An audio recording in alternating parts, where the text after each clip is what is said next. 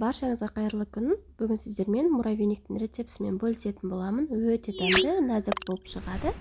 Бірақ ең алдымен менің YouTube арнама тіркеліп, лайк басып, пікір қалдыруды ұмытпаңыздар.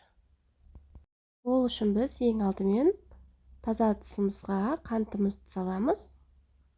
Оның үстіне 2 жұмыртқамызды салып, әбден жақсылап араластырып аламыз. Қантымыз ерігенше, яғни ұнға түскен кезде қазір кідірлеп білініп қалмас үшін. Мінекей жақсылап араластырып алдық. Енді еліктен алдын ала өткізілген ұнымыздың үстіне жұқалап туралған сары майымызды салып, қолымызбен езіп, крошка дайындайтын боламыз, яғни үгітеміз. Одан соң үстіне 1 қасық, шай қасық қопсытқышымыз салып, жақсылап ыдыстың ішінде араластырып аламыз. Мінекей дайын болып қалғаннан кейін жаңағы араластырған жұмыртқалы массамызды әкеліп үстіне құйып, жақсылап қамыр илейтін боламыз. Жұмыртқаның көлеміне байланысты, яғни үлкендігіне байланысты 50 грамм мен 100 граммның арасында ұн қоссаңыздар болады. Яғни астында описание бөлімінде көрсеткен граммнан бөлек тағы да ұн қоссаңыздар болады, 50 грамм мен 100 граммның аралығында ғана. Дайын болған қамырымызды мұздатып алатын боламыз. Шамамен 3 сағаттай мұздаған қамырмен жұмыс жасау өте ыңғайлы болады. Мінекей қамырымыз 3 сағат мұздатқышта тұрды. Өте ыңғайлы жұмыс жасауға. Жұмыс жасау ыңғайлы болу үшін ортасынан пышақпен бөліп аламыз.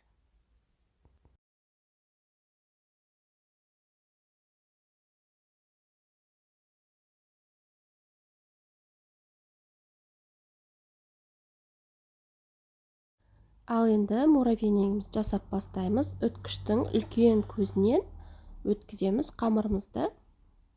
Мінекей осылай өткізіп аламыз. Барлығын бір жерге жинауға болмайды. Барлық жерін бір келкі пісу үшін жайып-жайып салатын боламыз. Барлығын бір жерге топтастырып жинайтын болсаңыздар, әр жері әртүрлі піседі. Күйіп кетуі де мүмкін. Сол үшін жайып-жайып салыңыздар. Қызып тұрған пеште пісіріп аламыз. Мінекей біздігі пісті. Енді алақанымыздың көмегімен, қолымыздың көмегімен осылай үгітеміз, яғни сындырамыз. Достар, қазақша контенттің дамуына аз да болса өз үлестеріңізді қосып, каналыма тіркелмеген болсаңыздар тіркеліп, лайк басып, пікір қалдыруды ұмытпаңыздар. Алдыда тағы да керемет рецептермен бөлісетін боламын. Ал енді үгітіп болған соң үстіне сгущенкамызды қосатын боламыз, яғни қоюлатылған сүтімізді. Жақсылап қасығымызбен араластырып аламыз. Қолмен араластырсаңыздар да болады. Муравейниктерімізді кез келген формада жасасаңыздар болады. Әркімнің өзінің қалауы бойынша.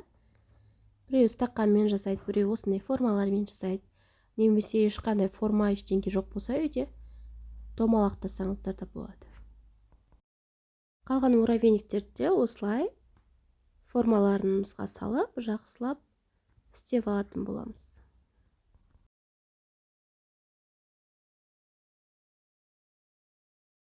Міне формаға келтіріп алдық. Енді қалауларыңыз бойынша үстіне мак, шоколад немесе кокос ұнтағымен әсемдесеңіздер де болады.